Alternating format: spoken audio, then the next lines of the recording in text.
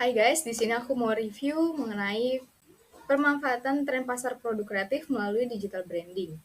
Nah, kita tahu banget nih di zaman yang serba digitalisasi ini, untuk digital branding itu sangat amat diperlukan untuk para pelaku usaha.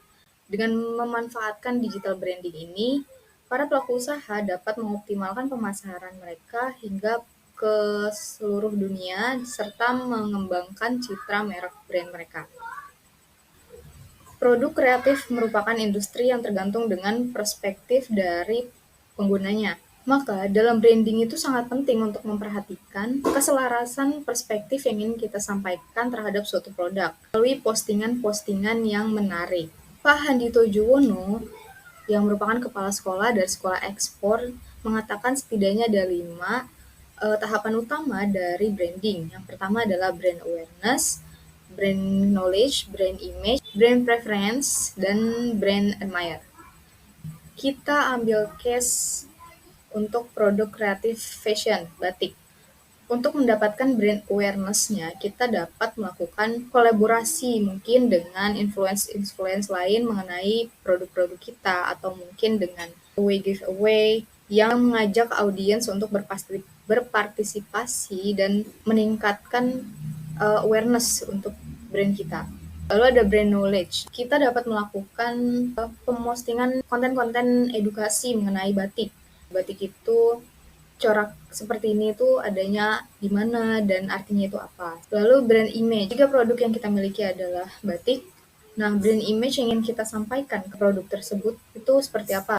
Koleksi seperti ini cocoknya memiliki nuansa yang hangat dan santai, atau mungkin koleksi batik kita lainnya itu memiliki kesan yang lebih formal dan elegan. Lalu ada brand preference.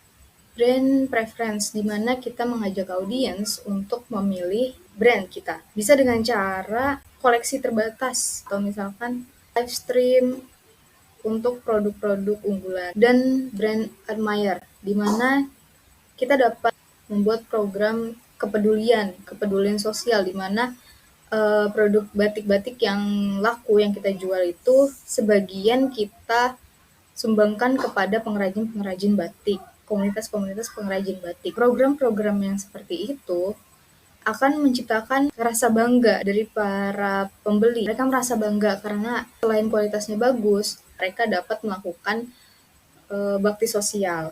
Dari 5 tahapan utama dalam melakukan digital branding tersebut, gak semudah kedengarannya, gak semudah membuat video, edit, lalu upload secara konsisten, gak semudah itu.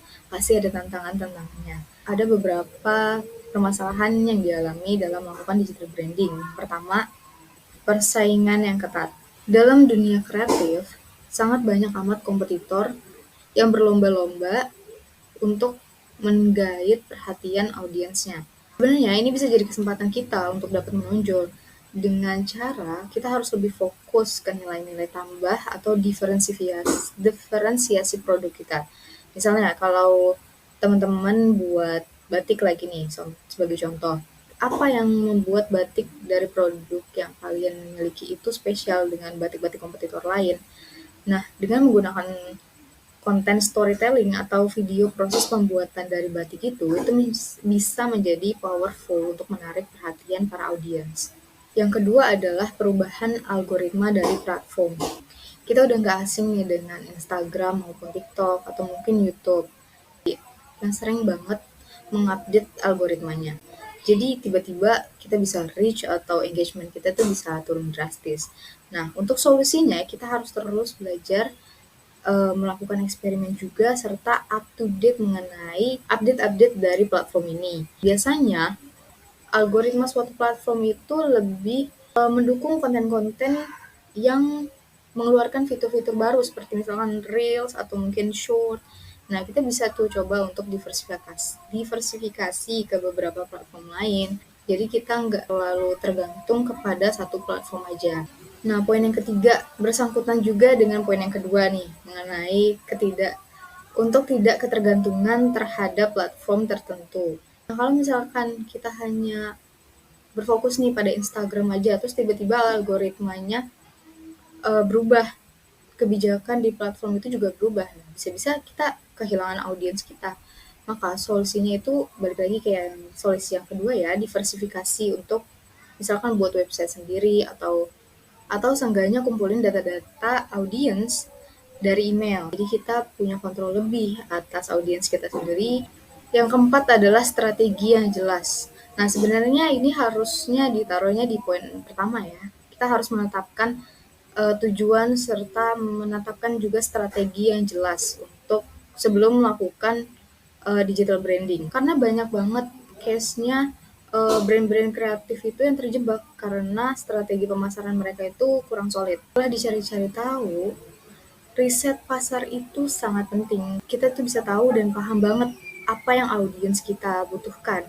Tujuan konten kita itu untuk apa dan gimana sih cara kita menyampaikan value-value atau perspektif kita terhadap produk yang kita miliki itu dapat sampai dengan baik ke audiens kita. Kalau misalkan tanpa strategi yang jelas ini, digital branding itu cuma kayak jalan lurus tanpa arah. Terakhir, pastikan konten kita itu berkualitas. Nah, kalau di industri kreatif, kualitas konten itu seperti wajah kita di hadapan audiens.